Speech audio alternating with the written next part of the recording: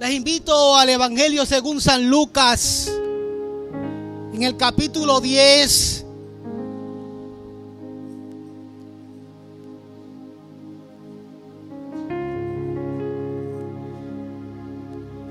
Evangelio según San Lucas, capítulo 10, versículos 25 al 36. Haga todo lo posible por escuchar la palabra del Señor. Bajo el tema, una oportunidad para ser un buen samaritano. Dice la palabra del Señor en el amor del Padre, del Hijo y de su Santo Espíritu. Y he aquí, un intérprete de la ley se levantó y dijo para probarle: Maestro, ¿haciendo qué cosa heredaré la vida eterna?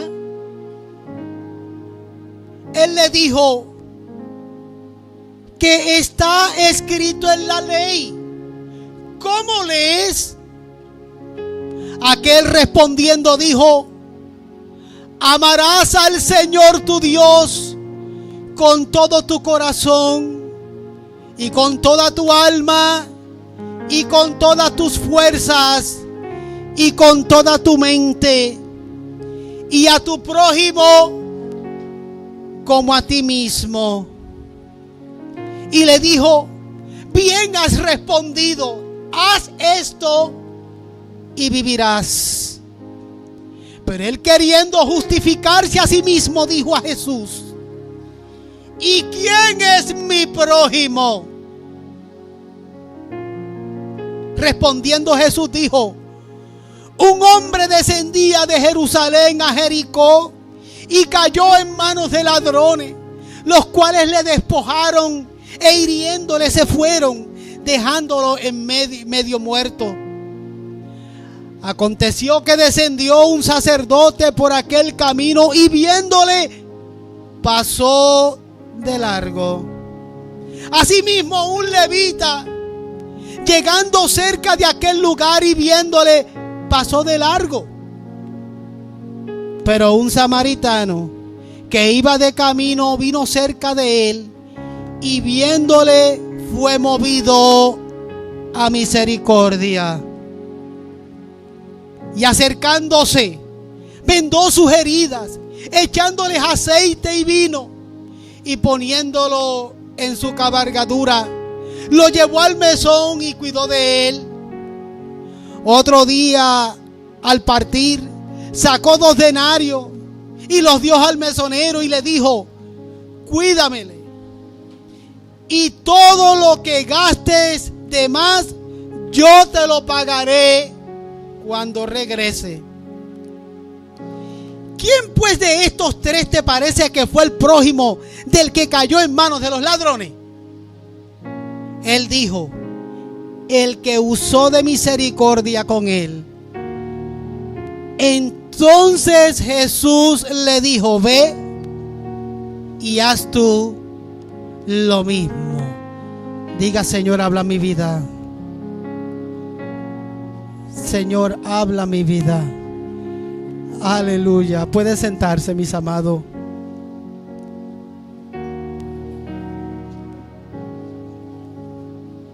¿Qué tiempos estamos viviendo hoy en día? Tiempos muy difíciles y muy complicados. Tiempos de guerra, no simple de rumores de guerra, sino de guerra. Tiempos donde hay hambre en muchos lugares. Tiempos de dificultades migratorias. Tiempos de hambre. Tiempos de persecución. Tiempos de desempleo. Tiempos de una gran inflación en la nación. Momentos muy difíciles. Momentos de confusión.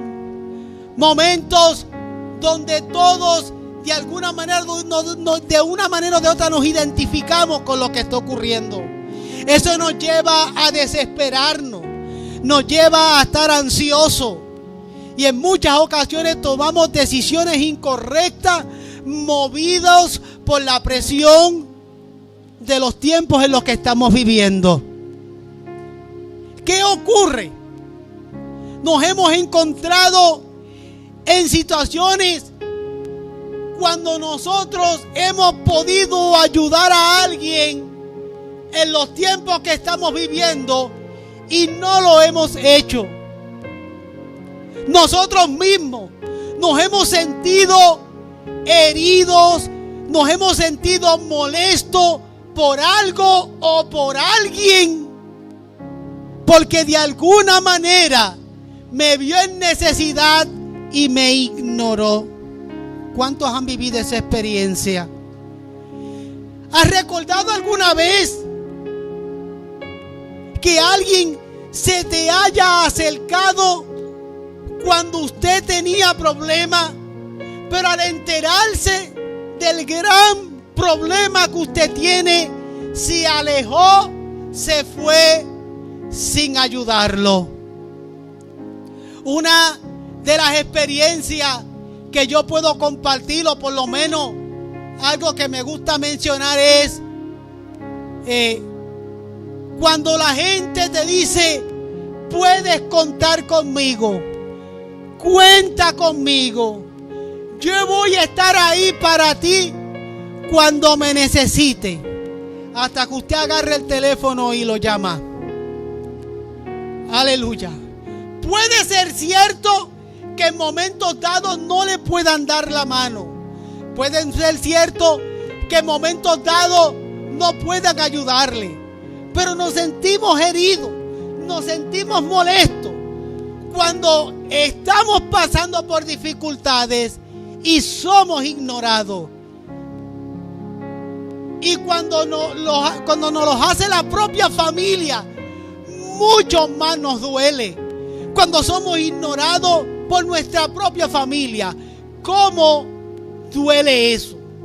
Pero nosotros, como iglesia del Señor, como hermanos en Cristo, en los tiempos que estamos viviendo, ¿qué podemos hacer? ¿Qué podemos hacer como creyentes y como pueblo del Señor? Podemos seguir señalando y hablando de los momentos difíciles que estamos viviendo. Nos vamos a unir al corillo y a los coros y a las multitudes que constantemente se quejan de los momentos difíciles que estamos viviendo, o nosotros vamos a aprovechar estos momentos difíciles como una oportunidad que Dios nos provee para ser un buen samaritano. Leímos un pasaje bíblico donde el Señor se le acerca o se levanta un maestro de la ley. Otros pueden pensar que es un abogado de la ley, pero no estamos hablando de la ley como nosotros la conocemos ahora, la ley del Estado. Estamos hablando de un maestro de la ley mosaica, alguien de un intérprete de la ley. Me lleva a pensar la palabra intérprete de la ley que se trata posiblemente de un escriba. Estaban los fariseos, los saduceos y los escribas. A mí me da la impresión que este en particular era un escriba, porque era un intérprete de la ley. Y este se le acerca al maestro y le pregunta al maestro: ¿qué debo hacer? ¿Qué yo puedo hacer? ¿O qué debo hacer para heredar la vida eterna? ¿Qué yo puedo hacer para heredar la vida eterna? El Señor le contesta que está escrito en la ley. ¿Cómo lees? Porque eres un intérprete, eres un escriba. Tú conoces la ley mosaica y me estás preguntando qué debo hacer para heredar la vida eterna. Está escrito escrito. Pero este escriba, este intérprete, no había entendido, no había notado lo que dice la palabra del Señor en cuanto a qué yo debo hacer para heredar la vida eterna. La respuesta del maestro es maravillosa. ¿Cómo lees? No le dijo cómo cantas, cómo escuchas, qué te dijeron, qué has escuchado. ¿Cómo lees? Porque qué maravilloso es cuando nosotros tenemos duda, recurrir a la palabra del Señor y leerla. Bendito el nombre del Señor. ¿Cómo lees? Cuando él le pregunta, aquel le respondió y le dijo, porque conoce la ley, porque conoce la palabra de Dios, y le contesta y le dice, amarás al Señor tu Dios con todo tu corazón y con toda tu alma y con todas tus fuerzas y con toda tu mente. Déjeme repetirlo otra vez.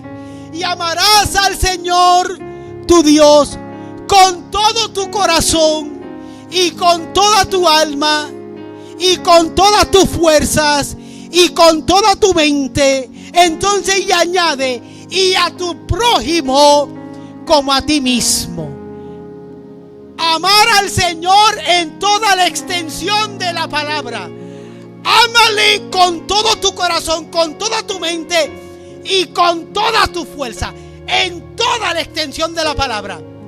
Pero añade, y a tu prójimo como a ti mismo, porque ahí es que se complica el asunto, cuando añadimos y a tu prójimo como a ti mismo. Y cuando le contesta al Señor, el Señor le contesta, bien has respondido, haz esto y vivirás. Son muchos los que conocen la palabra del Señor, pero no la ponen en práctica, como dice el versículo 28. El Señor le responde, haz esto y vivirás. Lo dice el versículo 28. Porque en el versículo 27, Él responde con conocimiento de que Él sabe lo que dice la ley, lo que dice la palabra de Dios. Muchos conocen la palabra de Dios, la han escuchado o posiblemente han escuchado un sermón o han tenido la oportunidad de leer algunos versos bíblicos, pero no la ponen en práctica, o por lo menos no entienden, no les ha nacido la luz de la aurora en su corazón. Bendito el nombre del Señor. Pero él, queriendo justificarse, asimismo dijo a Jesús, ¿y quién es mi prójimo? Porque cuando él pregunta en el versículo 29, ¿quién es mi prójimo?, da a entender que ya yo estoy cumpliendo con todo lo demás. Yo amo al Señor con todo mi corazón. Yo amo al Señor con toda mi fuerza. Yo amo al Señor con toda mi mente. Pero ¿quién es mi prójimo para yo poderlo amarlo de la misma manera que yo te amo a ti? Voy a preguntar a ver cuántos valientemente me responden. ¿Cuántos aman al Señor? Alabado sea el Señor. Toda la iglesia dijo amén.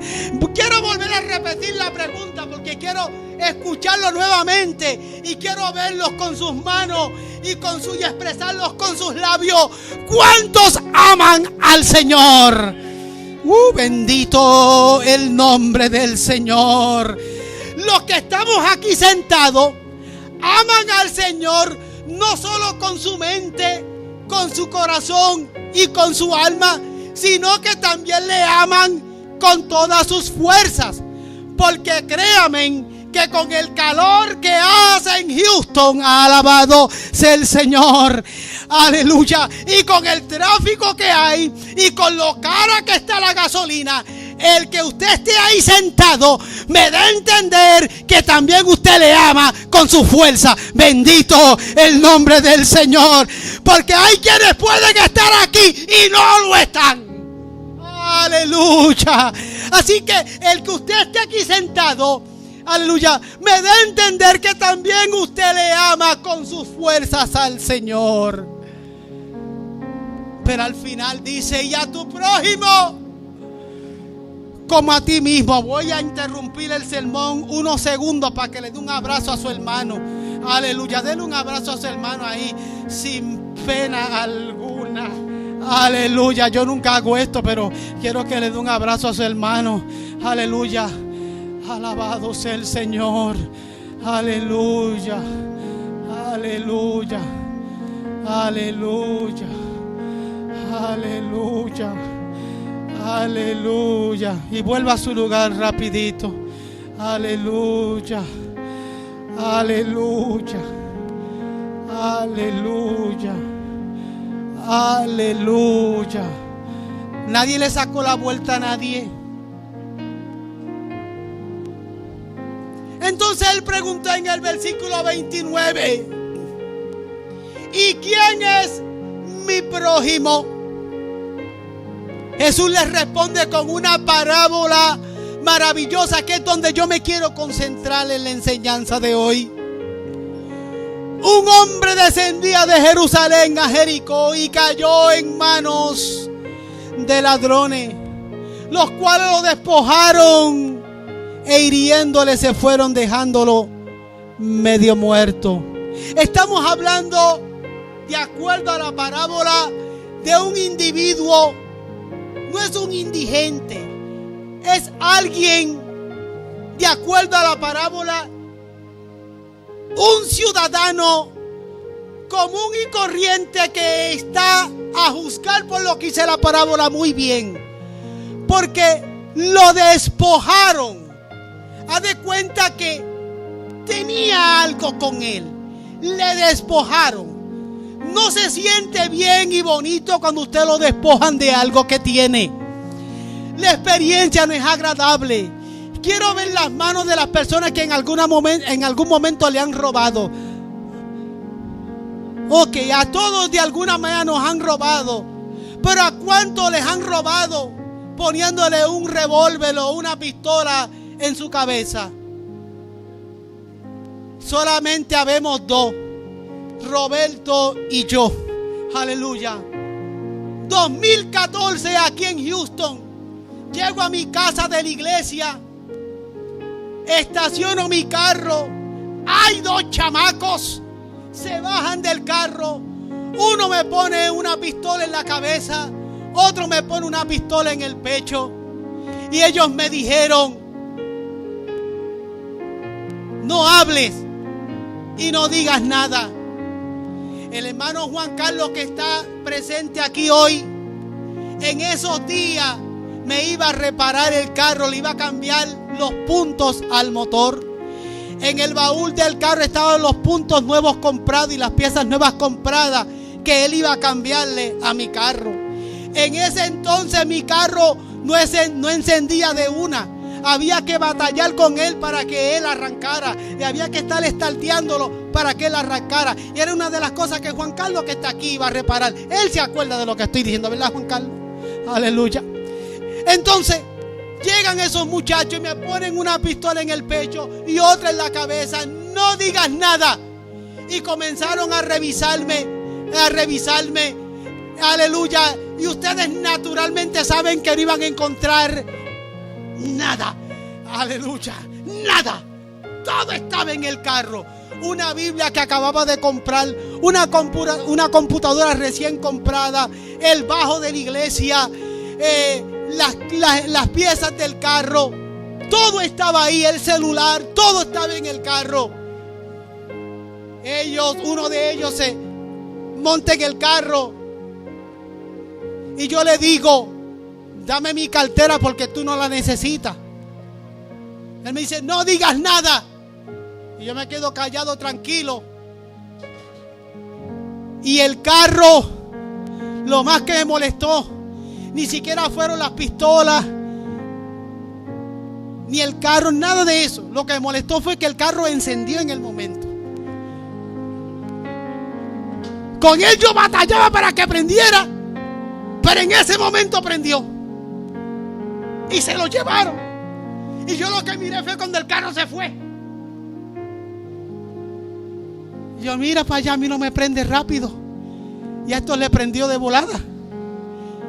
Yo en el momento me quedé pensando en eso, pero después le di gracias a Dios que prendió de volada y se lo llevaron. Porque si no prende, me montan a mí en él y me llevan con él también. No se siente bonito cuando te despojan de lo que tú tienes y cuando te ponen unas pistolas encima. Me puse en las manos del Señor. Ellos se llevaron mi carro, me dejaron sin nada. Me sentí medio muerto, porque después que ellos se fueron fue que me cayó el 20 a mí. Ahí fue que me puse nervioso y ahí fue que comencé a temblar. En el momento de la situación mantuve el temple, me mantuve tranquilo, porque el Espíritu Santo así obra en el creyente. El creyente que tiene el Espíritu de Dios, dice la Biblia que el Señor nos ha dado espíritu de dominio propio. Bendita la gloria del Señor. Y me estuve tranquilo. No se siente bonito cuando nos despojan de algo. En esta parábola vemos a un individuo que queda medio muerto porque lo despojaron, pero le hirieron. A mí no me hirieron. Emocionalmente me sentí herido, pero lo hirieron, lo agolpearon. Entonces, ¿qué dice la Biblia? Versículo 31. Había un sacerdote. Si usted va al versículo 31, dice en específico: aconteció que descendiendo un sacerdote por aquel camino y viéndole, deténgase ahí un momento, y viéndole. Estamos hablando de un sacerdote, de un ministro, de un pastor. Él lo vio y viéndole. Si lo está viendo es porque está viendo el cuadro de lo que está ocurriendo. Hay alguien que está herido, hay alguien que está en necesidad, y este sacerdote siguió de largo. Una experiencia como esta hoy en día marca a la gente. La semana pasada, específicamente el domingo, yo vine para el servicio, como siempre, pero el domingo yo vine por mí mismo. Y cuando digo vine en un transporte de esos que uno paga, no digo qué transporte fue porque ellos no me pagan por mencionarlo. Entonces ellos me trajeron acá. El chofer que andaba conmigo, o el chofer que andaba que yo andaba en su carro, comenzó a hablarme y me dijo, y a preguntarme de si yo era creyente, porque recuerden que tenía la camiseta con el logo de la iglesia. ¿Recuerdan el domingo pasado? Y yo le dije, sí, yo sirvo al Señor, precisamente voy para la iglesia a adorar al Señor. Y comencé a hablar con él de las cosas del Señor. Y él rápido me dijo, yo estoy pasando por momentos difíciles. Me habló de sus enfermedades, me habló de sus problemas familiares. Y en un ratito yo conocí prácticamente toda su vida. Pero me dejó, lo otro que me tocó fue, y fui a una iglesia en el downtown. Y cuando fui a esa iglesia en el downtown, yo fui a buscar alimentos, porque es una iglesia que tiene un banco de comida. Me dieron alimentos, pero yo hablé con los líderes y más allá de una caja de alimentos, yo pregunté por otro tipo de ayuda. Y yo le dije, ¿qué ayuda tú querías? No, yo simplemente quería saber si habían otras ayudas, pero nunca me expresó qué tipo de ayuda. Ellos quedaron de comunicarse conmigo. Le di mi número de teléfono, le di mi información para que me llamaran. Oiga, hermano, y a mí nunca me llamaron. Alabado sea el Señor. Y yo le dije, dame tu teléfono que yo voy a estar encima de ti. Alabado sea el Señor. Desde ese día he estado encima de él. Bendito el nombre del Señor. Y confío en Dios verlo aquí prontito, sentado adorando a Dios conmigo. Aleluya. Yo no sé qué tipo de ayuda buscaba, pero tenía necesidad. Eso lo marcó a él. Y cuando él me lo mencionó como para aventármelo en la cara, como para decirme, Mira lo que hacen los creyentes. Mira lo que hacen los que adoran al Señor. Mira lo que hacen o los que que van a la iglesia. Eso fue lo que me quiso decir. Este sacerdote en la parábola cometió un grave error. El error más grande que él cometió fue no compartir su tiempo con él. Yo una vez les prediqué a ustedes que nosotros los creyentes tenemos que dedicarle a Dios tiempo, talento y tesoro. Las 3 T. Recuerden cuando les prediqué eso. Aleluya. En este momento, este necesitaba del tiempo de este sacerdote. Él lo vio lo que estaba ocurriendo y necesitaba de su tiempo. Y él no pudo compartir su tiempo con él. También violó otra ley importante. Violó la ley del amor que profesa. Nosotros profesamos el amor de Jesucristo.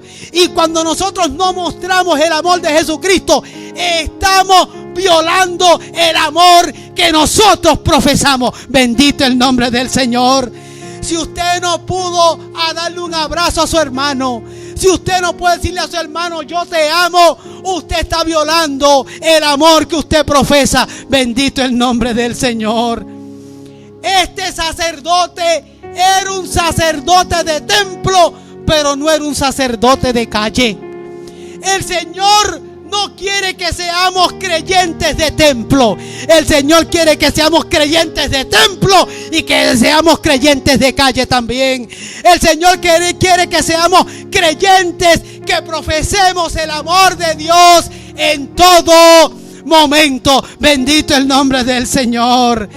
Aquellos que se quejan de nosotros los pastores, porque yo me quiero incluir. Aquellos que dicen y que le avientan a los creyentes, no están ahí cuando nosotros los necesitamos. Pero yo te quiero decir algo. En momentos dados puede que hayan creyentes y pastores o sacerdotes que posiblemente no te hayan podido atender por alguna razón que yo no puedo juzgar. Pero sí, yo tengo algo que decirte. Aleluya. ¿Dónde estás tú cuando el Señor te está llamando? Bendito el nombre del Señor. Porque a la gente se le hace fácil juzgar a aquellos que nos congregamos a alabar al Señor. Pero yo te pregunto, ¿desde cuándo el Señor te ha venido llamando y tú no has respondido al llamado del Señor? Aleluya. Entonces, este era un sacerdote de templo y no de calle. El Señor quiere que seamos creyentes, que donde quiera mostremos el amor del Señor. Pero había algo más. Si usted lee el versículo 32, había un levita. En el versículo 32 dice: asimismo un levita, llegando cerca de aquel lugar, viéndole, pasó de largo. Este levita se detuvo. ¿Quiénes eran los levitas? Óigame bien. Los levitas eran aspirantes al sacerdocio profesional. Los levitas eran los descendientes de la tribu de Leví. Eran los que estaban a cargo del servicio del templo en Jerusalén. Los levitas eran las personas que estaban apartadas para el Señor, que se ocupaban de los asuntos del tabernáculo y del templo. Usted lo puede ver ahí en la Biblia. Eso era lo que hacían los levitas, los que se ocupaban de las cosas del Señor. Esa era la razón por la cual los levitas no poseían heredad, porque la única función de los levitas era encargarse de todo lo relacionado con el templo de Jerusalén. Entiéndase la adoración, entiéndase la alabanza, entiéndase los sacrificios, entiéndase las ofrendas y todo lo demás que envuelve el templo. Hoy en día nosotros consideramos a los levitas los que cantan y los que adoran. Por ejemplo, en nuestra iglesia podemos considerar a nuestra hermana Mayra, a nuestra hermana Sarita, a nuestra hermana Abigail, levitas, porque alaban y adoran aquí con nosotros. No como en el Antiguo Testamento, eran descendientes de la tribu de Leví. Se dedicaban a atender todos los asuntos del templo de Jerusalén. Pero en nuestros tiempos ahora en la iglesia, basado en lo que yo les acabo de explicar, nosotros consideramos a los levitas aquellos que adoran. Son los primeros que llegan al templo y son los últimos que se van. Bueno, se supone que son los primeros que lleguen y los últimos que se vayan. Llegan temprano a preparar los instrumentos. Llegan temprano a setearlo todo para la adoración. Llegan temprano para prepararse y orar y preparar el ambiente. Llegan temprano para que todo esté dispuesto, para que el pueblo adore a Dios. Y son los últimos que se van, porque cuando terminan de ministrar, tienen que dejar las cosas como estaban. Tienen que guardar sus instrumentos, tienen que asegurar el equipo y todo lo demás. Son los que hoy en día consideramos levitas. Y nosotros tenemos levitas en medio nuestro, como nosotros lo podemos entender hoy en día. Estos levitas de la parábola, que eran los levitas que menciona el Antiguo Testamento, los que se encargaban de todo lo relacionado con el tabernáculo y el templo. Un levita llegó cerca de este necesitado. Los levitas del Antiguo Testamento no son iguales a los levitas que consideramos hoy en día. Los de hoy en día son los que adoran y los que preparan la adoración en el Señor. Los de aquel tiempo eran los aspirantes al sacerdocio. No todos los levitas eran músicos. Habían algunos que no eran músicos. No todos cantan. No todos adoraban. No todos tenían talento para la música. Pero eran los encargados del templo. Los levitas corren una función importante. El verdadero significado de un levita hoy en día sería más bien, aun cuando tienen talento, ancianos, personas que están aspirando al ministerio pastoral y al ministerio eclesiástico. Eso es lo que debe ser hoy en día. Y este levita se acercó y vio la necesidad. Hay algo que me preocupa de los levitas hoy en día. Los levitas antes no tenían heredad porque se ocupaban exclusivamente de todo lo que tiene que ver con la adoración y el templo. Los levitas de hoy en día deben considerar su tiempo para el Señor, porque nosotros hemos cambiado las cosas. Nosotros hemos cambiado el formato de cómo los levitas deben funcionar. Los levitas son aquellos que preparan al pueblo para adorar al Señor. Yo fui por mucho tiempo, si se puede llamar así, parte del cuerpo de levitas en la iglesia. En el pasado, antes de ser pastor, era músico de la iglesia. Cantaba en el ministerio de música, tocaba la guitarra en el ministerio de música, tocaba el bajo en el ministerio de música. Era parte del grupo de los levitas. Créanme que era el primero que llegaba al santuario y era el último que me iba. Me gustaba llegar a abrir el templo, abrir las ventanas, prepararlo todo para que el pastor no se preocupara y el pastor pudiera concentrarse en la predicación y pudiese solamente predicar. Ese era mi trabajo y a mí me gustaba hacerlo. Aquellos que me conocen de años saben que eso es así. Todavía me gusta hacerlo. Me gusta ser el primero que llega al templo y siempre me gusta ser el último que me voy. Porque a mí no me gusta llegar y encontrar todo regado e irme y dejar todo regado. No, el levita es un adorador. El levita es uno que alaba. El levita es un aspirante. El levita es alguien que no tiene heredad aquí en la tierra, porque su trabajo es dedicado para el Señor. Aleluya. Por eso es tan importante el trabajo de aquellos que aspiran en el ministerio de los levitas del Señor. Hoy en día las cosas han cambiado. Iglesia del Señor, aquellos que tienen aspiración para el ministerio deben ser personas que no estén enamoradas del mundo. Deben ser personas que estén completamente destetadas del mundo, que no estén amarradas a las cosas del mundo, ni a nada de esta tierra, porque por encima de todo está el llamado del Señor, el llamado al ministerio. Aquel que el Señor ha llamado lo ha dejado todo para servir al Señor. Dice la Biblia, mi hermano, mi papá, mi mamá, mi abuelo, mi familia es aquel que hace la voluntad del Señor. ¿Están de acuerdo conmigo? Esa es mi familia. Esos son mis hermanos. Alabado sea el Señor. Aleluya. Yo extraño mi isla de Puerto Rico. Sí, claro que la extraño. Yo extraño mi familia, yo extraño mi gente, yo extraño los míos, yo extraño el arroz con gandules, yo extraño la alcapurria, yo extraño los pasteles, yo extraño tantas cosas hermosas de mi isla de Boriquén. Créanme que yo las extraño, pero por encima de eso está el llamado del Señor, bendito el nombre del Señor, a predicar su palabra, a ser instrumento en las manos del Señor. Nada te debe atar al mundo, nada te debe atar aquí abajo. El que ama al Señor lo deja todo para servir al Señor. Bendito el nombre del Señor. Entonces este levita se acercó. Miren en el versículo 32, llegando cerca de aquel lugar, un poquito más allá que el sacerdote. Dice la Biblia que el sacerdote estaba viendo, pero el levita vio y se acercó. Haga de cuenta que al acercarse, él está encarnándose en la necesidad. Porque el Señor quiere, para nosotros poder entender lo que es la necesidad, tenemos que encarnarnos en ella. Usted no puede hablar de lo que usted no ha vivido. Aleluya. Hay cosas que yo no he vivido. Por eso yo siempre he dicho que el Señor, por lo menos a mí, a este curita que está aquí, Germán Sánchez Cordero, el Señor le va a demandar un poquito más.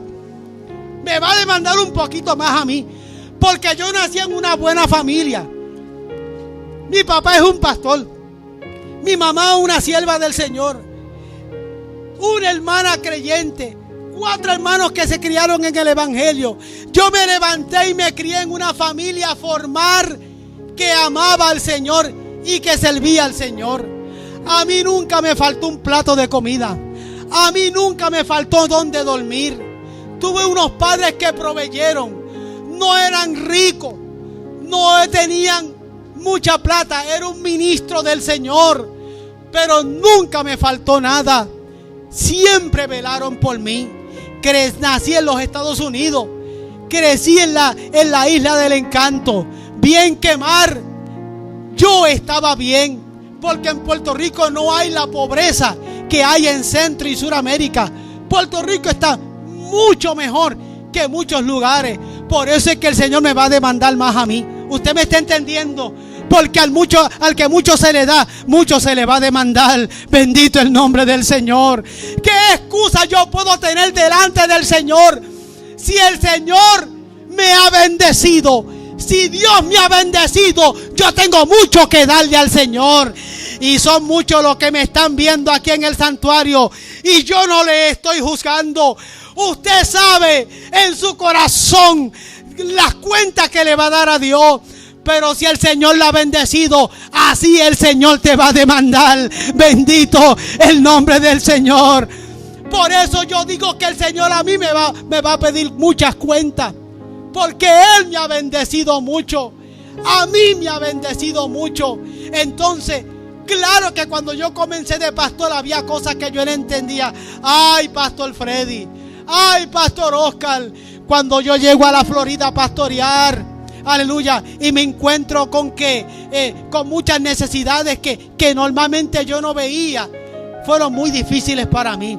Pero cuando llegué a Houston, Texas, no hombre, esos primeros 2 años yo me estaba volviendo loco. Aquí está el hermano Sergio que es testigo. Aleluya. Aquí está el hermano Juan Carlos que es testigo. Yo estaba volviéndome loco porque yo no entendía. Es más, no les miento si les digo que yo no sabía ni lo que era un problema migratorio. Yo no sabía lo que era eso. Recuerdo que un día el hermano David Ribeiro, ¿se acuerdan de David Ribeiro, el brasilero? Aleluya. Yo un día le pregunté, eso fue en el 2011. Yo un día le pregunté, David, ¿por qué tú no estás estudiando en la universidad? Y él me dice, es que yo no puedo estudiar en la universidad. ¿Por qué tú no puedes estudiar en la universidad? Porque yo no tengo papeles. Y yo, bien ignorante, le digo, pero yo te los compro. Aleluya, eso es fácil. Yo voy, vamos a la tienda. Y yo te doy papeles, te doy bolígrafos, te doy todo lo que tú quieras. Yo te lo compro. Yo bien bruto. Aleluya. Bien bruto. Aleluya. Bien ignorante. Aleluya.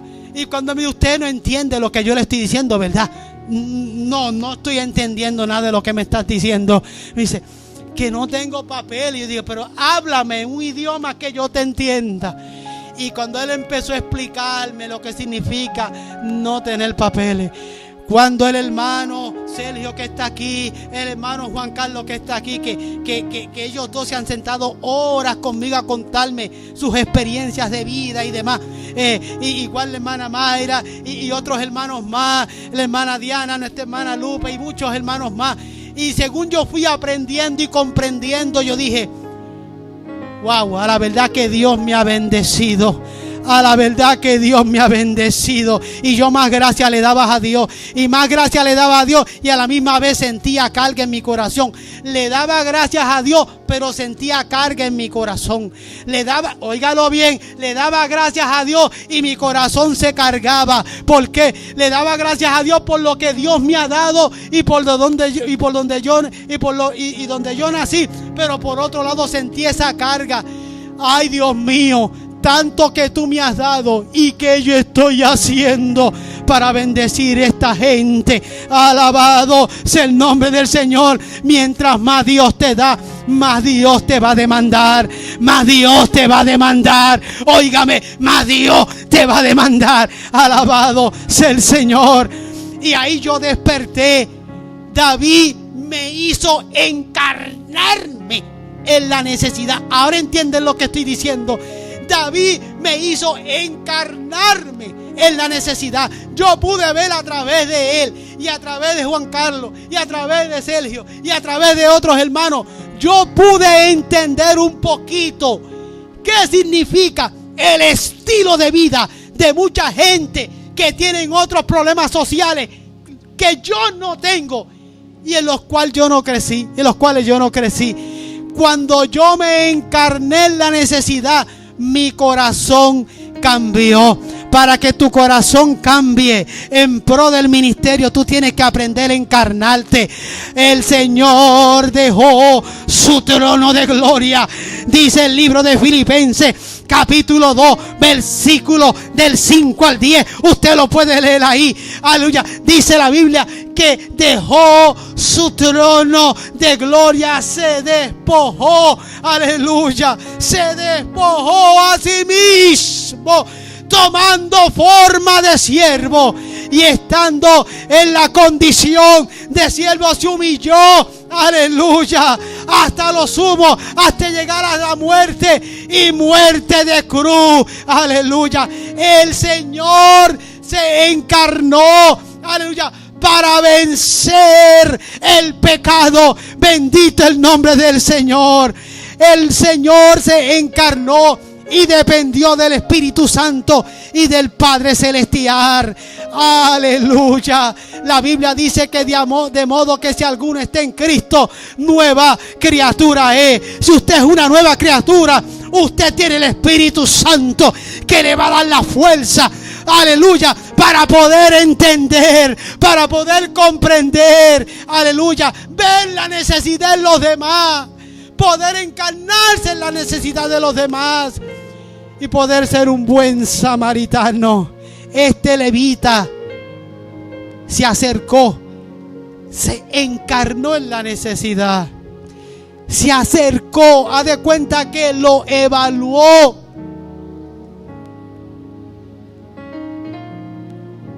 Pero a pesar de eso continuó como si nada.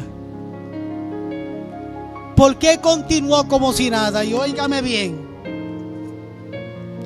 Porque quizás se acercó para ver quién era el herido. Ay, ay, ay. Se acercó para ver quién era el herido. Si lo conozco, lo ayudo. Si no lo conozco, lo ignoro.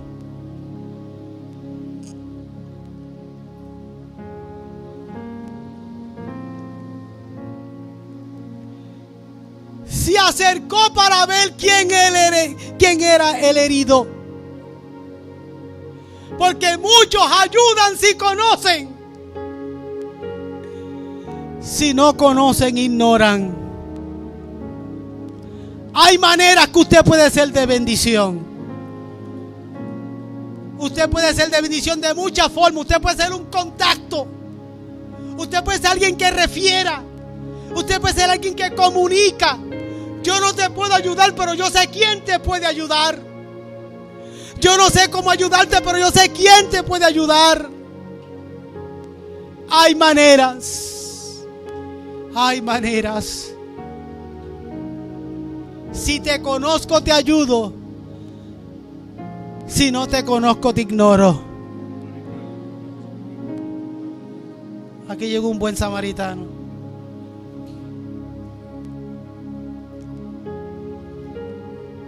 Me está dando agua porque me conoces.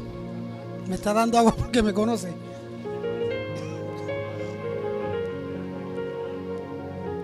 Por eso se acercó, para ver quién era el herido. Levitas del Señor. Nosotros no podemos funcionar en función de si conocemos o no conocemos. Si Dios te llamó y si Dios te escogió, responde al llamado de Dios, conozcas o no conozcas.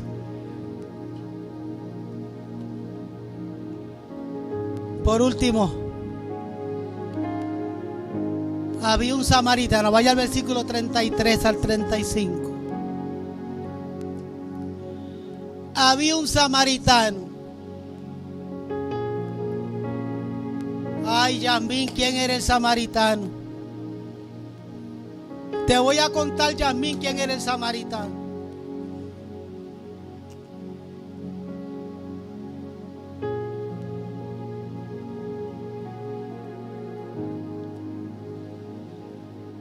El samaritano era un medio judío. ¿Cómo? Sí, era un medio judío. Yo soy un Borimex. Era un medio judío.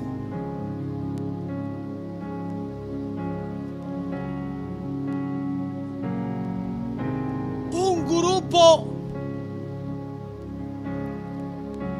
que creció, se repobló y llegaron a ser la capital de Jerusalén en un momento dado. Al mezclarse con los judíos, por eso le llamamos los samaritanos los medios judíos. Los judíos no los querían mucho porque no eran judíos verdaderos. No eran judíos de la mata, según ellos.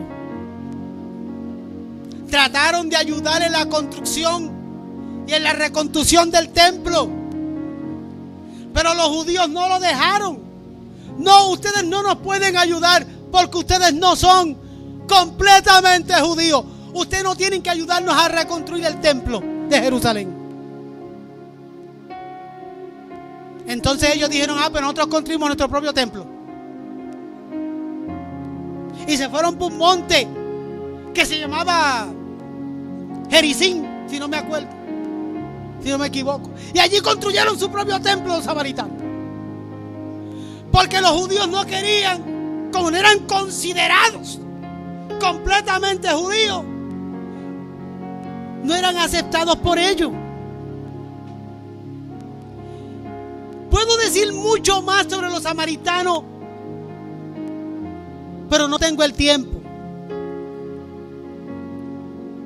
Me llama la atención este dato que yo mencioné porque nosotros nos estamos identificando con eso. Los salvadoreños, los mexicanos, los hondureños, los peruanos, los dominicanos y nosotros los boricuas que vivimos en la diáspora. cuando llegamos a nuestro país de origen, en muchas ocasiones, mucha gente ya no nos miran igual. Ya ustedes no son completamente dominicanos o peruanos o salvadoreños o puertorriqueños. Ese espíritu permea hasta el día de hoy en muchas comunidades donde no nos consideran legítimos porque somos de la diáspora o porque somos fruto de que mami era salvadoreña y papi era mexicano.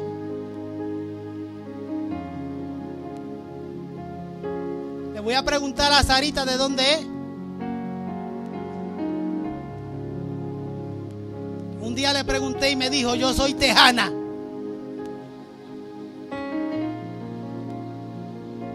Y me contestó bien porque yo nací aquí.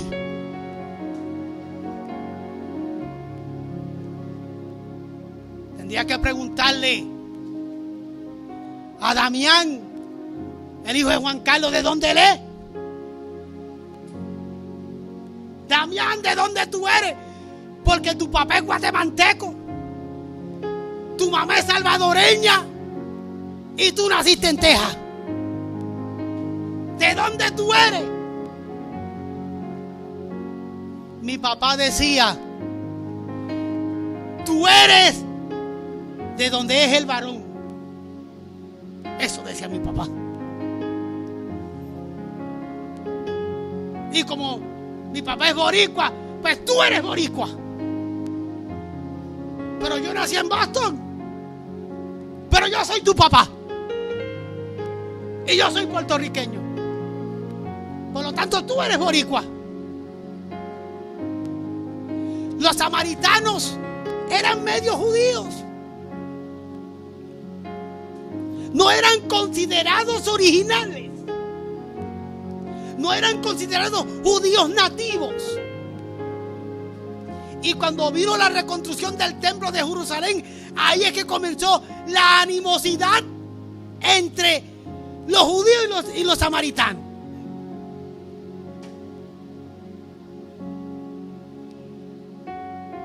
Por asuntos culturales, políticos y sociales, los pueblos y las razas se dividen.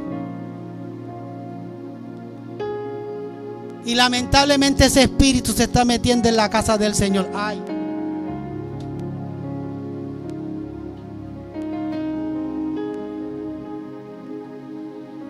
Cuando uno viene a los pies de Cristo, se acabaron los estigmas. Aquí somos el pueblo del Señor. Aquí somos el pueblo del Señor. Aleluya. Aquí hay peruanos, aquí hay guatemaltecos, aquí hay mexicanos, aquí hay salvadoreños, aquí hay una hondureñita, aquí hay dominicanos, aquí hay un puertorriqueño. Pero cuando venimos a los pies de Cristo, nosotros somos el pueblo del Señor. Bendita la gloria del Señor.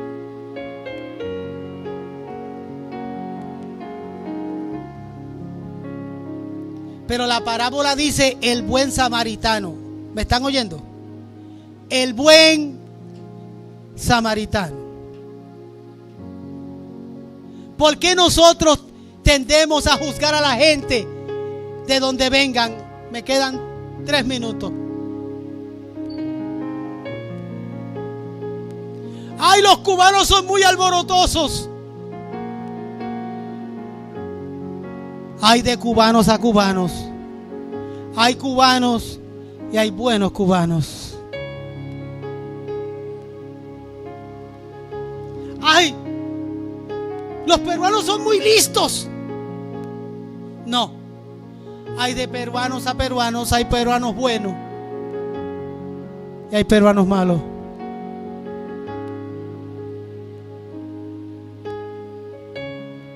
Los mexicanos ¿Y cuántas cosas pueden decir de los mexicanos? Por ahí de mexicanos hay mexicanos. Hay mexicanos buenos. Y hay mexicanos que son unos bandidos.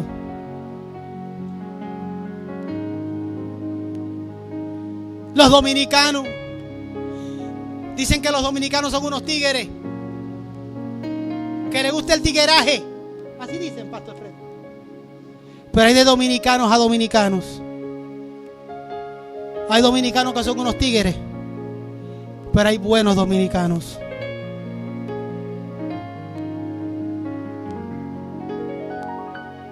Hay salvadoreños buenos. Y hay salvadoreños malos. ¿Verdad, Juan Carlos?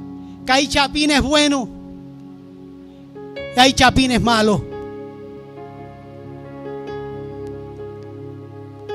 Esta parábola habla del buen samaritano. Si es el buen samaritano, quiere decir que hay samaritanos que son malos. Hay puertorriqueños buenos. Y hay puertorriqueños que son unos bandidos. Este samaritano descubrió la necesidad, porque si usted va al versículo 33 dice, vino cerca de él.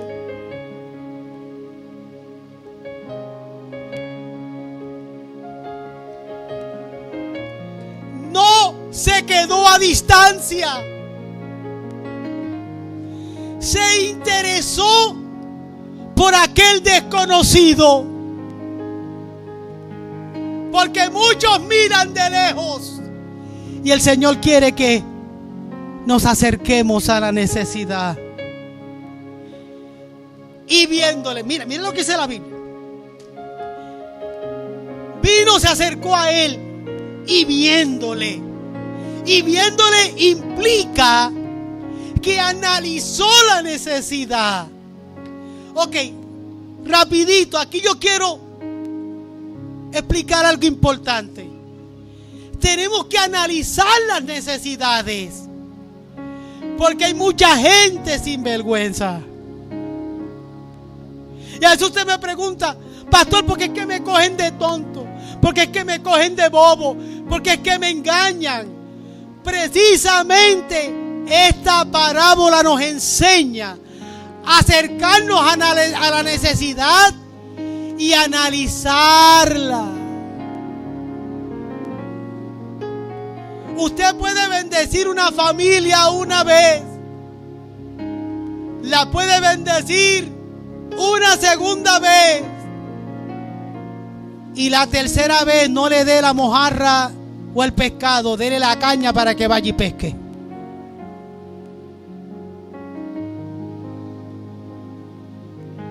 Bendiga una vez, bendiga dos veces. La tercera vez pregúntele si encontró trabajo.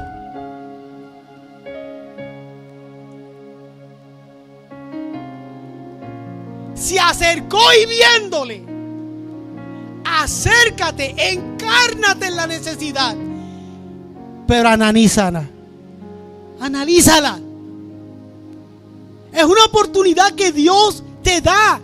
Y pregúntate. Lo primero que te tienes que preguntar, ¿qué ha pasado? ¿Qué habrá pasado? Y número 2, pregúntate, ¿qué yo puedo hacer por él? No hay excusa. Usted no le puede abrir la puerta a todo el que le da la puerta. Usted no puede darle el dinero a todo el que se lo pida. Usted no puede hacerlo todo. Pero usted puede encarnarse en la necesidad. Se puede acercar. La puede analizar. Puede preguntarse qué está pasando. Y usted puede preguntarse, ¿y cómo yo puedo ayudar? ¿Verdad que se puede? El sacerdote siguió de largo. El levita siguió de largo.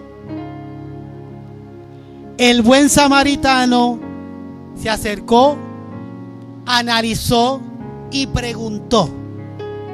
¿qué habrá pasado? ¿Qué yo puedo hacer por él? Concluyo.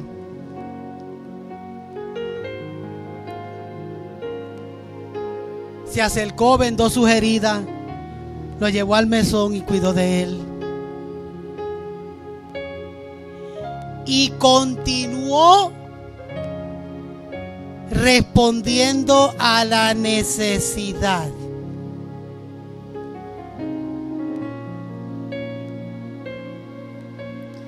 Y continuó respondiendo a la necesidad. Por eso le estoy diciendo, iglesia, encárnese en la necesidad. Analice la situación. Pregúntese qué ha pasado. Pregúntese qué yo puedo hacer por él. Vende sus heridas. Llévelo al mesón y continúe respondiendo a la necesidad. ¿Cómo él continuó? Lo que él gaste de más, yo lo pagaré cuando regrese. ¿Qué el Señor nos está hablando? El Señor Jesucristo cada día nos da a nosotros, la iglesia, la oportunidad para que seamos un buen samaritano de alguien que esté en necesidad o en problema. Déjate usar por el Señor y créame que la bendición más grande se la va a llevar usted y me la voy a llevar yo.